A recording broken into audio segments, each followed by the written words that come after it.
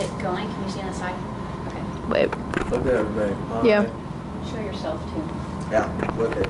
Yes, don't work. In a world thriving with technology, kids are born into digital media and all different types of technology from the moment they're born. When they're toddlers, they're already used to different kinds of technology and games and things that stem from digital media. Some people think that technology would be distracting in the classroom, but from my own experience, I started out when I was younger and we didn't have that much technology, but as I progressed through middle school and high school, technology became a lot more prevalent, and I realized it helped me out a lot. It was a more interesting way to learn and a more convenient way to learn for a lot of different reasons. The first reason is thinking about today's society now. The kids in grade school are often referred to as the I generation. So they're, from the moment they're born, there's already so much technology. It's being created really fast, and even when they're toddlers, there's games to help them remember colors on the computer or handheld games, and there's ways where animal sounds, they can connect animal sounds to the separate animals, and just a whole myriad of different choices for technology for toddlers to help start learning when they're that young. According to Stephanie Buck, students from ages 8 to 18 are engaged in digital media 7.5 hours a day.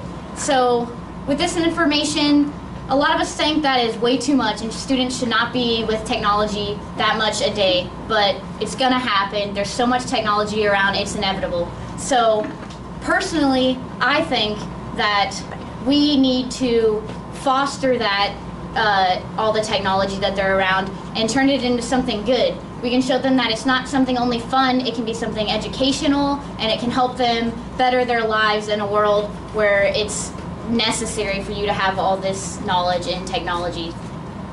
The second reason is teaching through technology is very convenient. Melissa Kelly, in an article of hers, said that you can give online assessments that give instant grading back.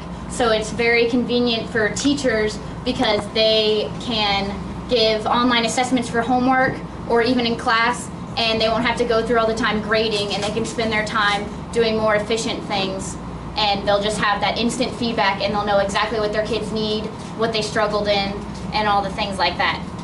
Also, when students get older, especially in high school, they need to worry about research projects and things like that, and libraries don't offer everything that we need. There's only a set amount of information in books, but we have the whole World Wide Web right at our hands, so why not let our kids use it, and they can find any kind of information they need for research projects, and this will give them the knowledge to learn how to use databases and find credible material versus .com websites or things like that. And also there's a lot of different interesting ways that we can teach with technology. Like this website is called Animoto, and there's a way for students to create videos. They could maybe do a book report or something of that nature online. And this is just an example of like, it's a business ad that someone can make just from their own home computer.